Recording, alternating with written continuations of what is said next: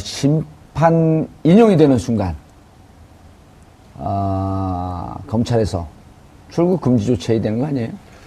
실제 망명할 가능성도 있습니다.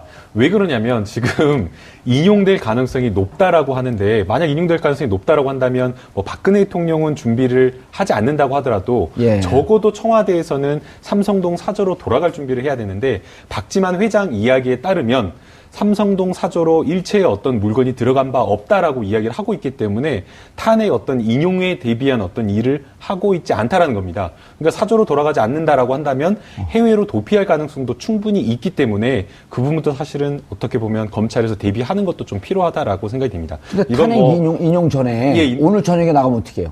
그러니까 설마 오늘 저녁에 해외로 도피할 것이냐, 그렇게까지는 가능성이 높지 않아 보이긴 하지만요. 그러나 진짜로 사실은 중대범죄의 어떤 피의자 같은 경우에는 검찰에서 해외 도피 가능성을 좀 높이 보고 있는 경우가 많고요.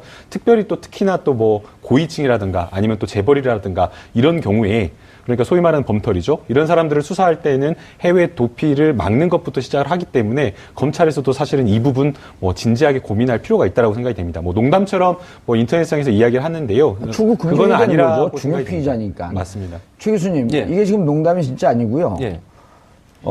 언론사별로요. 그 성남, 서울 비행장이죠. 그쪽에 에어포스 원,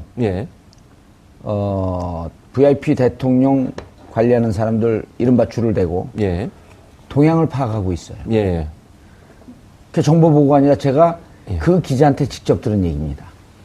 그러면 전용기 타고 나갈 가능성이 있다는 거거든요. 그렇죠. 기자들 입장에서 그렇게 보고 있는 거예요, 지금. 그러니까 그럴 가능성이 낮긴 하지만 그럼에도 불구하고 그럴 가능성을 전혀 배제할 수 없기 때문에 0.00001%인데 거기에 해당하면 그건 100%가 되는 거예요. 그렇죠. 그럴 가능성이 있죠. 그래서 그럴 가능성 때문에 기자들이 아마 거기 취재하려는 의도를 가지고 정보망을 가지고 있는 것 같고요. 어쨌든 아까 말씀하신 것처럼 박근혜 대통령이 지금까지 여러 가지 특검의 조사 결과나 아니면 검찰의 조사 내용들을 보면 피의자로 분명히 입건이 된 상태 아니겠습니까? 그렇다고 하면 만약에 인용이 된 경우 자연으로 돌아가서 바로 이제 형사 수출을 받아야 되는 상황이기 때문에 범죄 여러 가지 사항으로 보면 당연히 출국 금지를 하는 게 맞죠. 물론 상식적으로 그분이 그런 정도 행동을 안 하실 걸로 생각이 되긴 하지만 그럼에도 불구하고 검찰의 조사 절차에 있어서는 중요 피의자가 만약에 도주의 우려가 있다고 하면 당연히 출국 금지를 하는 것이 검찰의 조사의 중요한 하나의 시작이라고 볼 수 있겠죠. 그렇죠. 검찰에서 그거 지금 검토 안 할까요, 변호사님? 그러니까 사실은 이제 출국 금지를 결정을 할 때 과연 범죄 피의자가 도주의 우려가 있는지를 좀 판단을 해야 되는데, 예컨대 도주의 우려의 가능성을 한 100으로 놓고 판단한다면 거의 한 95 정도라고 봐야 됩니다. 왜 그러냐면 지금 왜 그러냐면 지금 박근혜 대통령 같은 경우에는 멀쩡한 표정으로 아주 잔혹한 얘기를 하시네요. 이거는 잔혹한 이야기가 아니라요. 굉장히 객관적 팩트에 근거해서 이야기를 하는 것이 사실은 지난해부터 검찰 수사를 하겠다라고 검찰은 굉장히 노력을 했고, 검찰 처음에 수사를 할 때도 박근혜 대통령 수사가 무리 없을 거라고, 전혀 무리가 없을 것이라고 판단을 했습니다.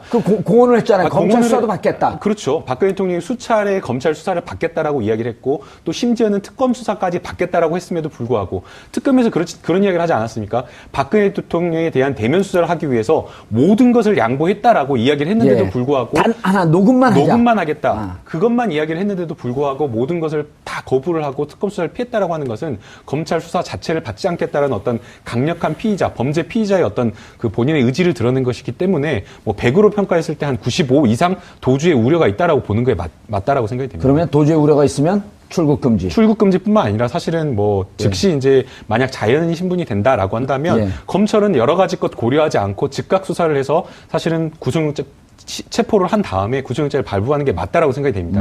이 부분과 관련해서 여러 가지 신문에서 정치적인 어떤 고려 때문에 검찰에서 수사를 조금 지연해야 되는 거 아니냐, 연기해야 되는 거 아니냐 이런 이야기를 하는데 그건 좀 잘못된 판단입니다. 왜 그러냐면 지금 검찰의 수사 결과가 저는 당연하게 대선에 반영이 돼야 된다고 생각이 됩니다. 이 지금 조기 대선이 치러지는 이유가 뭡니까? 바로 박근혜 대통령의 헌법과 법률 위반, 박근혜 대통령의 국정농단 때문에 심판이 이루어진 것 때문에 조기 대선이 치러지는 것이기 때문에 검찰의 수사 결과가 더 드러나서 박근혜 대통령의 범죄 사실이 사실이 낱낱이 밝혀져야지 국민들이 더 올바른 선택을 하지 않겠습니까? 그렇죠. 그렇기 때문에 저는 오히려 지금 해야 되고요. 예. 지금도 그 박근혜 대통령이 범죄 피의자가 아니고 정말 돈 하나 받지 않았다라고 믿고 있는 분들이 있기 때문에 그런 분들한테 진실이 뭔지를 좀 확인시켜주기 위해서라도 검찰이 즉각적으로 체포해서 구속수사를 하는 게 맞다라고 저는 생각합니다. 알겠습니다. 김 변호사님이 아주 이 뜻이 분명하기 때문에 잠시 검찰로 좀 보내십시오. 아니요. 지금 바로 그 클로즈업 준비해 주세요. 검찰총장 김수남 총장께 영상 편지 준비해 주세요. 예. 자, 우리 김남국 변호사님, 김수남 총장님 보고 계세요. 네, 안녕하세요. 김순환 검찰총장님. 저도 너무나 뜻밖입니다. 김순환 총장님도 좀 뜻밖일 것이라 생각이 되는데요. 아마 임명되셨을 때는 박근혜 대통령의 임명이 됐고, 박근혜 대통령 청와대에게 정말 충성을 다할 것이라고 생각하셔서 임명되셨을 것으로 생각이 됩니다. 그러나 지금 촛불 민심이라든가 국민의 뜻이 어떤 것인지를 정확하게 알고 계실 것으로 생각이 됩니다. 그렇기 때문에 국민들이 정말 원하는 박근혜 대통령에 대한 체포, 구속영장을 발부해서 즉각 수사하는 것이 국민의 뜻이라는 것을 잘 알고 계실 것이라 믿고 있기 때문에요. 박근혜 대통령이 내일 바로 12시 정도에 선고가 돼서 탄핵이 인용된다라고 한다면 그때 바로 박근혜 대통령에 대한 수사를 진행해 주셨으면 하는 바람입니다. 감사합니다. 아니요, 저는 이거 편집되는 거 아닙니까? 이거 생방송. 이게 생방송이에요. 아, 그런가요? 네. 예. 아니 심장이 떨린다 그러더니 술 드시고 오셨어요? 아닙니다. 최 교수님, 예. 이거는 예. 저는 원래 제가 늘 주장했듯이 저는 박사모거든요. 예. 좀 편향돼 있어요. 그렇죠. 그래서 저는 박근혜 대통령 더 강하게 비판하는 겁니다. 예. 이 원래 잘못했을 때 진짜 사랑하면 강하게 비판이 그렇죠. 되는 거거든요. 예, 예. 그래서 이것은 잘한 것이다. 김남국 변호사 이런 영상 편지 보내라고 하니까 주저하지 않고 바로 보냈어요. 예. 다음에 특별검사 보고까지 한번 좀 갈 수 있을 것 같아요. 그러니까요. 의회 사실은 특별수사관은 제의를 받았습니다. 아, 그래요? 예, 그런데 방송 스케줄 때문에 제가 가지고 방송 올라오고 좋아하셔가지고 우리 김남국 이제 변호사가 고정으로 하는 게 있어가지고 제가 예. 약속한 게 더 우선이기 때문에. 아니 그래도 그 방송국에서 나오면 고정하소서하고 이제 그 특별수사관을 갔었어야지. 아닙니다. 제가 이 TBS 정봉주의 품격 시대에 나오려고. 알겠습니다. 최 교수님, 근데 예. 이렇게 검찰총장에게 당당하게 자기 얘기를 하는 율사들이 있어야 되는 거 아니에요? 그럼요. 예. 그런 분들이 필요한 거죠, 사실은. 저는 누구라고 지칭은 안 하겠습니다만. 김남국 변호사의 방금 한 분은. 네, 그렇죠. 예. 김남국 변호사, 아니, 다른 분들 중에 여기 가서 저런 얘기 하시고, 딴 데 가서 다른 얘기 하시고, 이런 변호사분들이 가끔 계셔서 참 실망을, 누구라고 제가 말씀을 드릴 수는 없고요.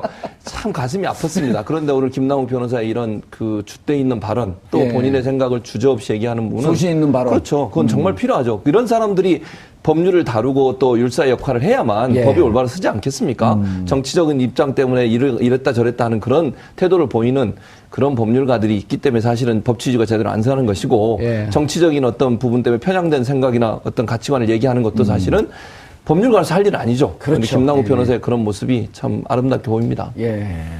뭐 스스로 막 박수를 치고 그러는데 여기 상태들은 좀 안 좋아진 것 같아요. 제가 오늘 저는 김남국 변호사님 오늘 처음 뵀는데 예. 강적이라는 아니 그 영상 편지 보내야죠. 그렇지 않으면 우리가 방송을 왜 해요? 네. 근데 이것도 옳고 저것도 옳고 그런 얘기 왜 해요? 이 박근혜 대통령 도발이설에 대해서는 더 좀- 세게 나가려고. 저는 좀 정반대 생각을 가지고 예. 있는데요. 그러니까 박근혜 대통령은 청와대를 나온 이후에 물론 이제 그 사법적 과정도 중요합니다. 지금 이제 사법적 과정으로 계속 또 전개되겠지만, 예. 근데 저는 또 정치적 측면에서 봐야 될 거라고 생각합니다. 지금 탄핵 국면에 탄핵 이후 그리고 특검 수사 이후 박근혜 대통령이 정치적으로는 표를 더 얻었어요. 그러니까 예. 박근혜 대통령의 이렇게 입장에 지지하는 사람들이 10% 초반대였다가 예. 지금 중후반대로 그렇죠. 어떤 캐파를 늘리지 않았습니까? 그리고 마지막에 박근혜 대통령이 살 길도 결국 법에 있지 않고 수사에 있지 않고 정치적? 정치에 있다라는 것. 그리고 심지어 나중에 수사를 받게 되더라도 예. 혹은 구속되더라도 혹은 수감되더라도 이 상황이 벌어졌을 때 마지막 자기를 살려줄 것은 결국 정치인데 거기에서 해외로 도피한다라는 것은 그 정치를 놓는 게 됩니다. 예. 그러면 그동안 박근혜 대통령을 지켜줘야지 했던 사람들이 이 사람은 죄를 지어서 도망갔구나라고 생각을 할 수밖에 없지 않겠습니까? 그렇죠. 예. 예. 그래서 마지막 본인을 지키는 어떤 정치 행위를 저는 할 가능성이 더 크다고 봅니다. 정치 행위를 하겠다. 네. 도발이 설은 별로 안 좋다. 예. 최 교수님. 예. 자, 이제 그러면 예. 대선 시간표가 빨라져요. 그렇죠. 예. 각 당의 입장도 틀려질 것이고. 당연하죠. 근데 그 정당 입장으로 넘어가려더니 오늘, 예. 오늘인가 어제 이상한 기사를 봤어요. 예. 언론인 출신의 정모라고 하는 여성분이 예.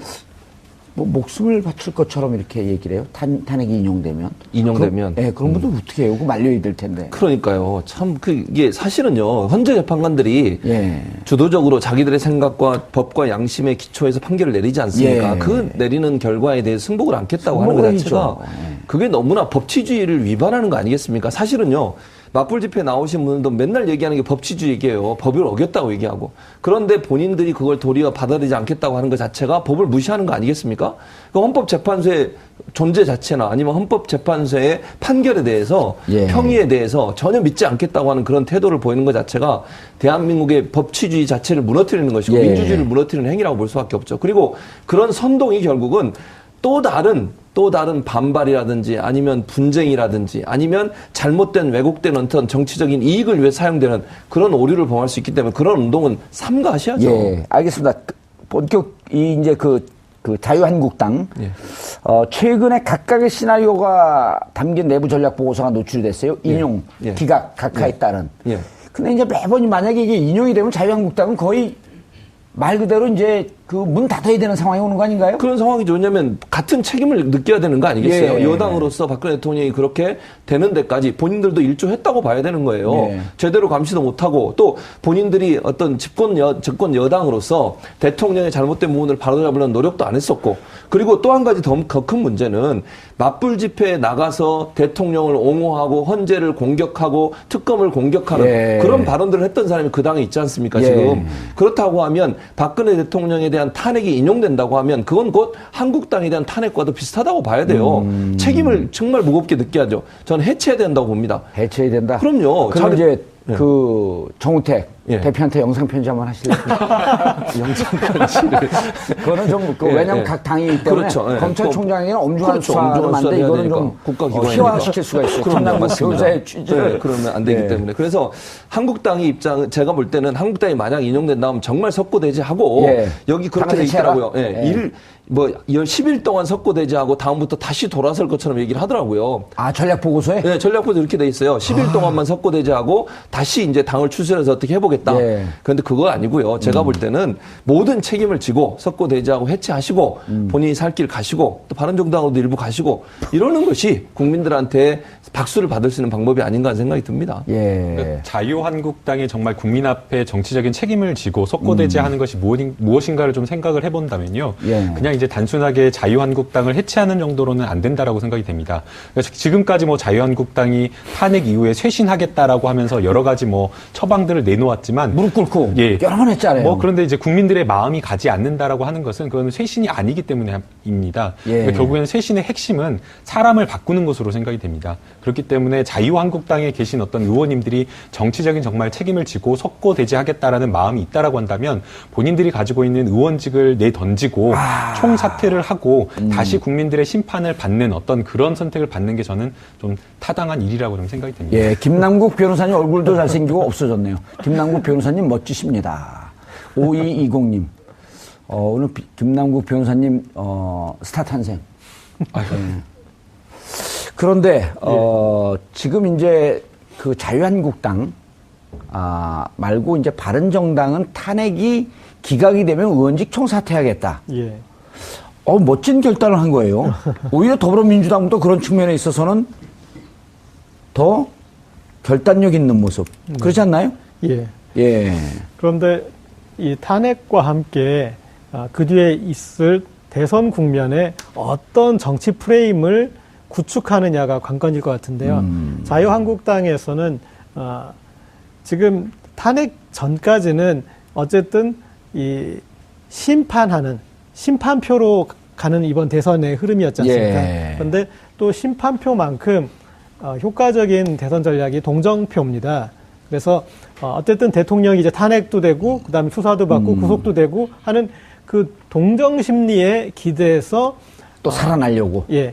그러나 대선을 이길 수는 없겠죠. 대선을 이길 정도의 어떤 정치적인 소생을 할 수는 없겠지만 그 지금 나오는 대통령 이 탄핵 반대 그리고 그 구속 반대 그 정도의 캐파를 지키고 바른정당과의 승부에서 이겨낼 수 있다면 어떤 뒤에 야당으로서 정치적 구심을 구축할 수 있거든요. 그 부분이 저는 지금 자유한국당이 도모할 바라고 생각합니다. 이 자유한국당의 그 의원들이 하는 이야기들을 보게 되면 그 자유한국당의 전략을 좀 읽을 수가 있습니다. 탄핵이 인용된 다음에 결국에는 이것에 대한 어떤 책임을 좀 물어야 되는데 자유한국당에서 자꾸 이야기 나오는 어떤 정우택 원내대표의 발언이라든가 아니면 정용기 의원의 발언들을 보게 되면 이 국정농단의 사태나 이런 어떤 책임에 대해서 사실상 그 박근혜 대통령에 대한 어떤 책임을 묻기보다는 이 전체 시스템, 그러니까 박근혜 대통령이 문제가 아니라 박근혜 대통령에게 권력을 준 우리 헌법이라든가 이런 어떤 체계가 문제가 있다라는 쪽으로 약간 몰아가려고 하는 것 같습니다. 그래서 대통령제가 문제가 있다. 그렇죠. 그러다 보니까 자연적인 어떤 논의의 어떤 책임 자체가 박근혜 대통령에 대한 개인 책임이 아니라 이 우리의 어떤 지금 현재 가지고 있는 87년 헌법 체계가 문제다. 그러니까 궁극적으로는 개헌을 해야 된다라는 어떤 그런 쪽으로 지금 돌파구를 좀 찾으려고 하는 거 아닌가 생각이 듭니다. 또 뭐 바른정당에서도 개헌을 좀 논의를 하고 있는 분들도 있고 또 그다음에 역시 국민의힘도 역시 마찬가지고 민주당도 마찬가지며 또 얼마 전에 민주당에서 탈당한 김종인 전 대표 같은 경우에 개헌을 하겠다라고 공언을 하신 분이기 때문에 아마 자유한국당에서 탄핵이 인용된 다음에는 아마 박근혜 대통령에 대한 어떤 그런 책임을 조금 희석화하고 오히려 그 책임 자체를 개헌 문제로 좀 가져가려는 어떤 그런 전략을 가지고 있을 생각이 그런데 듭니다. 최 교수님, 이 개헌 문제를 논의하기 이제 저희가 국민들 지금 해본 그 여론조사 해보면 65% 이상이 대선 이후에 해라. 그렇죠. 근데 이제 우상호 원내대표가 이런 얘기를 했어요. 박 대통령 탄핵 심판 결과 승복 입장 밝혀야 한다고 세기를 박았는데 이게 보니까 2004년도 노무현 전 대통령 탄핵 심판 당시에 한나라당 대표였었어요. 그렇죠. 박근혜 대통령이 네티즌 70%가 정치권이 헌재 결정에 승복해야 한다는데 동의하고 있다. 먼저 노 대통령이 헌재 결정에 대해 어떤 입장을 갖고 있는지를 밝혀야 한다라고 이렇게 요구했단 말이에요. 그렇죠. 요구했었죠. 자기가 그때는 했고 지금까지 헌재의 결과에 승복한다라고 하는 입장이 한 번도 안 나왔어요. 안 나왔죠. 그리고 이제 모 인터넷 언론에 나와서는 엮였다. 그리고 무슨 음모가 있다라고 하면서 헌재에서 진행되고 있는 법리 논리도 거부하는 듯한 이런 자세를 보였는데 그렇죠.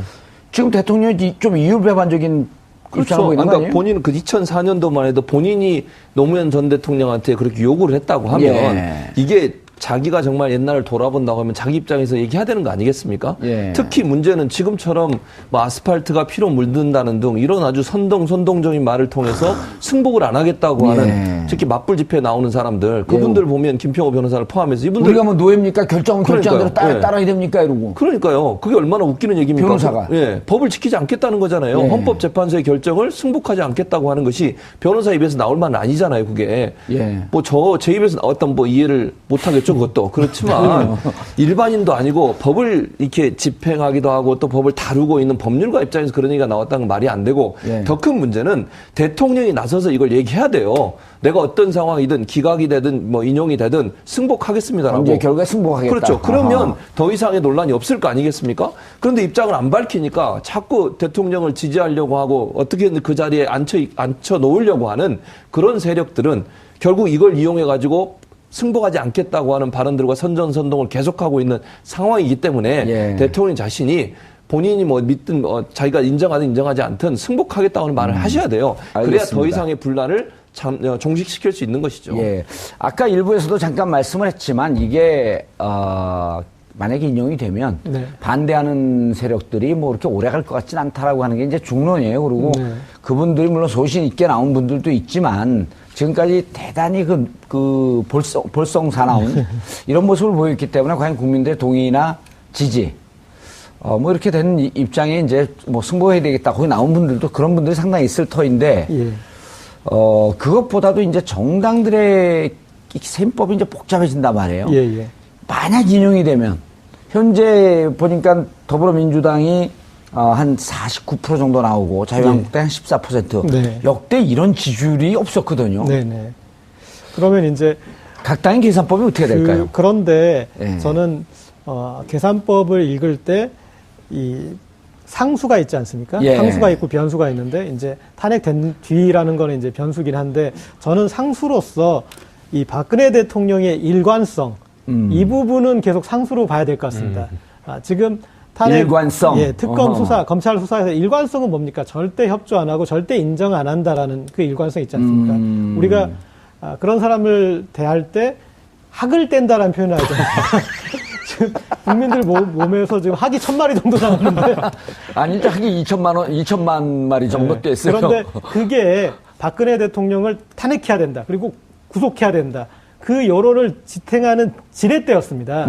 그것 때문에 국민들이 이쯤 됐으면 좀 이제 통합도 해야 돼. 예. 그렇게 생각할 수 있는 그 여지를 남기지 않고 박근혜 대통령이 어떤 자신의 억울함을 강조하고 자기 지지층을 결집시키는 순간 박근혜 대통령에 대한 심판 의지, 그 반대편에 있는 어떤 국민들도 결집시켜 놨기 때문에 그래서 그 뒤에도 이런 국면이 계속 진행되고요. 그러니까 닉슨 같은 경우는 본인이 이제 사임하면서 통합의 첫 단추를 본인이 했습니다. 미국을 위해서는 나를 생각하지 말고 이제 어떤 미국으로 가야 된다. 이렇게 해서 국민들이 지체할 이유가 없다 하면서 통합을 위한 첫 단추를 닉슨이 먼저 꿰줬는데 박근혜 대통령은 저는 그럴 계제가 전혀 아닌 것 같고요. 그렇죠. 예, 그래서 심지어는 그 집회 현장으로 나간다는 얘기도 있어요. 그래서 지금에 있는 그 형태에서 그러니까 정치권에서 어떤 여지가 생기려면 박근혜 대통령이 통합의 길로 그리고 본인 책임의 길로 가야지 통합이라는 어떤 이 지대도 생기고 그다음에 개헌이라는 어떤 이슈 전환도 가능한데 예. 그것을 막을 박근혜의 적은 여전히 박근혜일 것이라고 봅니다. 예. 김 변호사님, 네. 법적으로요. 예를 들어 구속된 상태에서 날짜 계산하게 되면 오늘이라고 하면 구속돼서 오늘서부터 계산하는데 60일 이내라고 하게 되면 내일 판결을 하고 그 다음 날서부터 이길서부터 계산하는 거 아닌가요?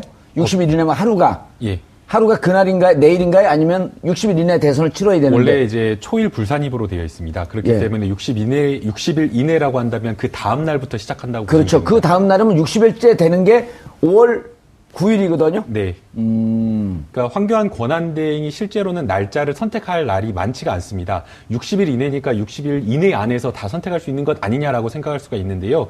이제 헌법 68조 2항에는 거리 시에는 60일 이내에 선거를 해야 된다라고 되어 있지만 공직선거법 35조에는 공고, 그러니까 대통령 그 거리 시에 재보궐 선거를 50일 이전에 공지하라고 하고 있기 때문에 사실상 권한대행이 선택할 수 있는 날짜가 한 10일 정도밖에 되지가 않습니다. 그렇기 때문에 5월 9일을 마지막 날로 했을 때에는 5월 9일 그 주와 그 전주를 생각할 수가 있는데요. 뭐 아시다시피 국민들 뭐 잘 아시겠지만 그 전주에는 뭐 5월 어린이날이든가 이런 것들이 있기 때문에 예. 징검다리 연휴에 그 선거 날짜를 끼게 되면 놀러 가시는 분들이 좀 많아서 천년 만의 연휴예요. 예, 그래서 저게. 이제 그때 아마 가지는 않을 것 같고요. 그래서 이제 가장 이제 유력한 날짜를 5월 9일로 지금 꼽고 있는 겁니다. 예, 그럼 5월 9일로 하게 되면 아까 공고를 슬쩍 넘어가셨는데 언제까지는 공고를 해야 된다는 거예요? 선거일 전 50일 전까지입니다. 아, 선거일 전 50일 전까지. 전까지는 공고를 해야 된다. 그러면은 2월 20일 혹은 아니 3월이죠. 3월 20일 혹은 3월 19일까지는 공고를 해야 되네요. 되는 거죠. 네네. 시간이 얼마 없네요. 얼마 네. 없죠. 네. 연휴 때 투표를 낮추기 위해서 연휴 때 기습으로 잡는 꼼수를 부리지 않을까요? 그러기에는 좀 쉽지 않아 보입니다. 그렇다고 한다면 더 국민적인 공분을 일으킬 것으로 생각이 되기 그분이 때문에요. 뭐 생각 안 할 사람 같은데. 이제 또 아마 이제 또 국민들이 또 이제 더 궁금해하는 게 아마 황교안 권한대행이 또 출마하느냐 안 하느냐 예. 이 여부인데 그거는 아마 우리 최 교수님한테 여쭤보려고 예, 그것도 했는데. 10일 이내에 결정될 것으로 보입니다. 아, 그래요? 예. 최 교수님. 예. 이게 보궐선거, 예. 거리시에 선거 하는 거기 때문에 공직자는 30일 이전에 그만두면 되는 거 아니에요? 그만두면 되는 거죠. 맞습니다. 그렇죠. 그러니까 5월 9일이니까 4월 9일까지 입장을 결정하면 되는 건데. 그렇죠. 근데 황교안 권한대행이 그러면 되는 거죠. 만약 본인이 나선다고 하면. 예. 근데 그렇게 되면 이게 국가가 어떻게 되겠습니까? 아니, 국정 나서라 운영. 그래요. 뭐 국민 그럴까요? 얘기 듣습니까? 그렇긴 하죠. 예. 근데 이제 저는 국민의 입장에서 생각하면 참 나쁜 사람이다 이런 생각은 들어요. 왜냐면 자기 아니 때문에 국가를 뭐 생각도 안 하고 국민들 생각을 안 하는 것 자체가 잘못된 거죠, 사실은. 그리고 만약에 나간다고 하면 미리 얘기해야 되는 거 아니에요? 사실은 탄핵 이전에라도. 왜 자꾸 그거를 무슨 간 보는 것도 아니고 예. 간 보시는 분은 이미 그만두고 나가셨는데 왜 간을 보고 있는지 모르겠어요. 이래야 될지 저래야 될지에 대해서 본인의 입장을 분명히 정해서 뭐 만약에 본인이 나선다고 하면 새로운 어떤 유일호 경제부총리가 또 어쨌든 여러 가지 직책 4가지인가 5가지를 가져야 되지만 그렇다고 어쨌든 국정이 운영될 수 있는 기반을 마련할 수 있지만 선거일 가까워져서 만약 그만두게 되면 국가 운영에 엄청난 부담이 될 수도 있고요. 예. 본인이 또 그만큼 본인이 어떤 그 베네핏을 누리겠다고 하는, 이익을 누리겠다고 하는 관점밖에 안 되는 거 아니겠습니까? 왜냐면 지금 대통령 권한대행 하면서 온갖 대통령처럼 행동을 하고 계시잖아요. 예. 그거 자체가 지지율을 끌어올리는데도 중요한 역할을 해요. 후보보다는 훨씬 더 대통령 권한대행을 하면서 시계도 나눠주시고 또 이렇게 사람도 만나시고 트럼프하고 통화도 하시고. 네, 그러시고 그런 게 결국 국민들한테는 엄청난 그 인지도 상승에 또는 뭐 특히 안보나 이런 데 중요하게 생각하시는 분들은 그런 모습들이 사실은 그 황교안 권한대행이 인지도를 높이는 끌어올리는 아주 중요한 역할을 하고 있기 때문에 그걸 누리려고 하는 건지 그건 잘 모르겠으나 그분의 그런 욕심이 결국은 국가 운영에는 부담이 되는 요소라는 걸 꼭 아셨으면 좋겠습니다. 예, 알겠습니다. 황교안 권한대행이 출마할까요? 저는 가능성 몇 프로?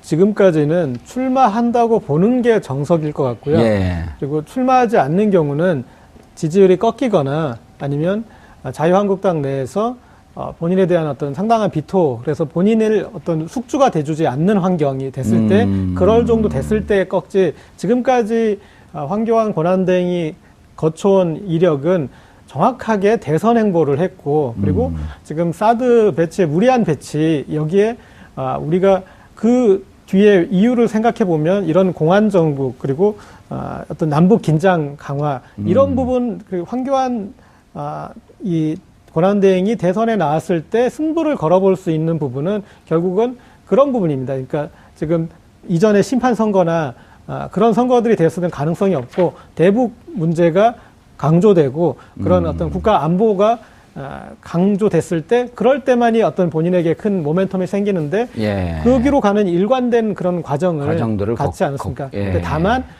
본인의 지지율이 그러니까 반기문 전 사무총장과 마찬가지로 좀 꺾여버리면 어떤 현실 정치를 했던 사람이 아니기 때문에 탄력성이 그렇게 있지는 않습니다. 그래서 예. 그런 10% 이하로 내려갔을 때 기대하기는 힘들 것 같고 지금 15%까지 갔어요. 그렇죠. 근데. 그러니까 있는 상황이고 계속 상승해요. 그리고 만약에 또 자유한국당에서 황교안은 절대 안 된다. 우리는 황교안하고는 안 가겠다라는 그런 어떤 숙주를 거부하는 강력한 흐름이 있다면 모를까. 현재로서는 출마한다. 지금 무난히 예. 가고 있다고 볼 수 있을 것 출마하는데 새끼손가락 손톱 걸겠다. 황교안 권한대행이 제일 출마하기를 바라는 분이 누군지 아시나요? 모르겠는데요.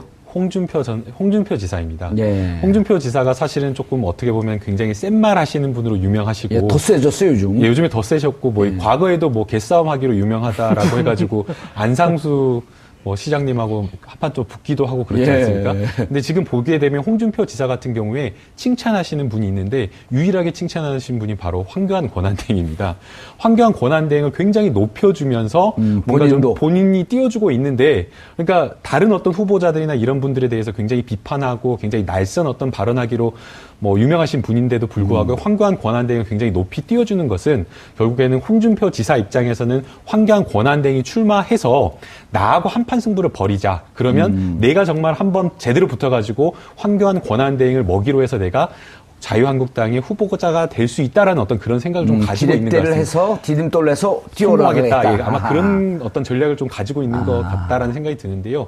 그러나 이제 자유한국당의 어떤 지지자나 이런 사람들 입장에서 보게 되면 이제 좀 그건 또 쉽지 않아 보입니다. 홍준표 전 지사 같은 경우에는 자유한국당의 조금 그 지지자들과는 좀 결을 좀 달리하고 있습니다. 당장 이제 내일 탄핵 선고와 관련해서도 홍준표 전 지사는 기각이 되어야 된다라고 이야기를 하고 있지만 박근혜 대통령이 무능하기 때문에 하야해야 된다라는 그런 발언을 계속 하고 있습니다.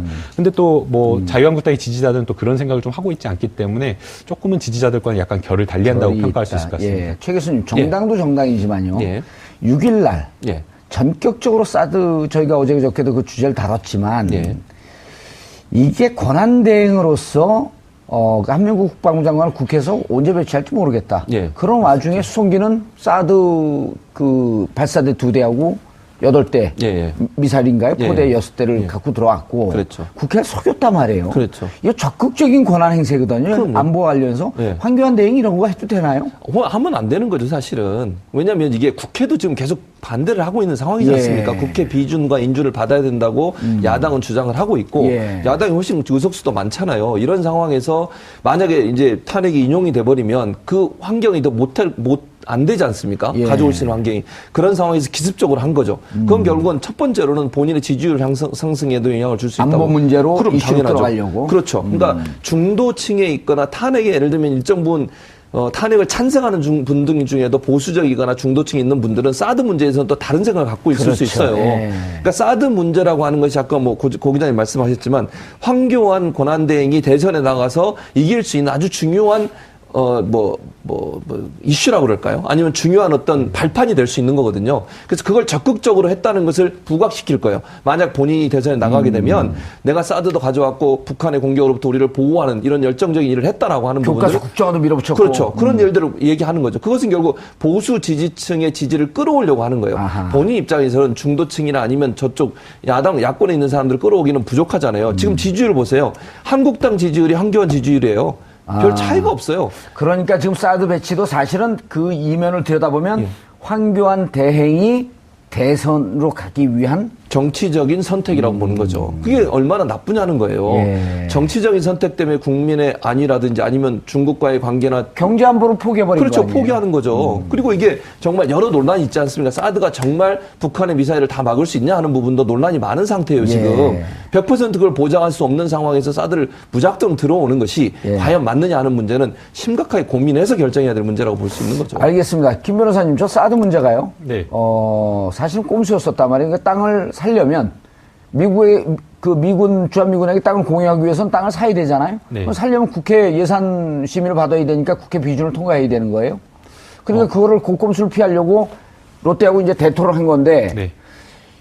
이렇게 지금 전격적으로 밀어붙이고 황교안 대행이 저렇게 그 적극적인 권한 행사하는 거에 대해서 무슨 법적 제재를 갈 수 있는 건 없나요?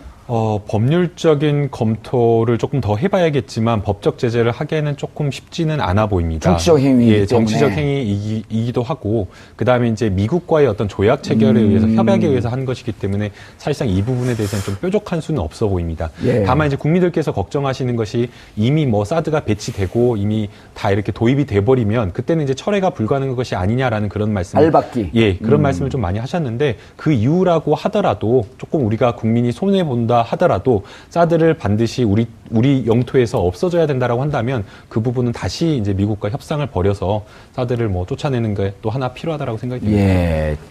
이제 그 각 당 대선 주자들이요 여러 가지 이슈가 있는데 지금 이 말한 우리가 지금 그 논의한 이런 주제들을 피할 수가 없는 거거든요. 예. 대통령 수사 어떻게 할 거냐? 그다음 사드 문제 어떻게 할 거냐? 예. 돌발 질문. 문명군은 교과서 국정화 채택했어요, 안 했어요? 어떻게 되고 있나 지금? 지금 저기 학부모나 예. 이제 졸업생들이 법적으로 거기에 대해서 학교 이름 바꾸라 그러잖아요. 반문명고등학교로. 지금 이제 들어간 뭐 일종의 가처분 신청 같은 것들이 예. 지금 이제 법적으로 진행되고 있는 걸로 알고 있습니다. 예. 자, 황교안 총리 할 거라고 하고 있단 말이에요. 자유한국당은 황교안 총리에 대해서 어떻게 대응에 대해서 어떤 분위기입니까?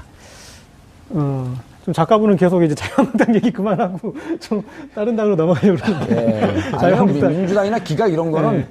그 이슈 가능성이 없어요. 예, 자유한국당은 제가 봤을 때 사실은 지금 대권 노름을 할 계제는 아니지 않습니까? 그리고 예. 너무나 그분들 잘 알고 계세요. 그리고 그래서 대권이라고 쓰고 사실은 당권이라고 읽는 게 맞다고 봅니다. 그러니까 홍준표 지사가 왜 저런 얘기를 하느냐? 그러니까 황교안 국무총리를 황교안 대행을 빼고서는 나머지 분들은 이 거대한 옛 새누리호가 이 항공모함이 무주공산이 되었으니 지금 그 다음에 친박들도 입장이 자신들 내세울 수 없는 상황이 되었으니 이때 내가 당을 장악하고 내가 이 당을 최대한 내 사람들을 많이 박아서 내 기반을 만들어 놓으면 다음 나한테 단계로 다음이 넘어가겠다. 열릴 것이다. 그러니까 그것만 생각하는 것 같아요. 제가 봤을 때는 그렇게 읽어야지 읽히지. 예. 왜 저 자잘한 분들이 대선 후보로 나올까 그렇게 볼 필요는 없을 것 같습니다. 알겠습니다.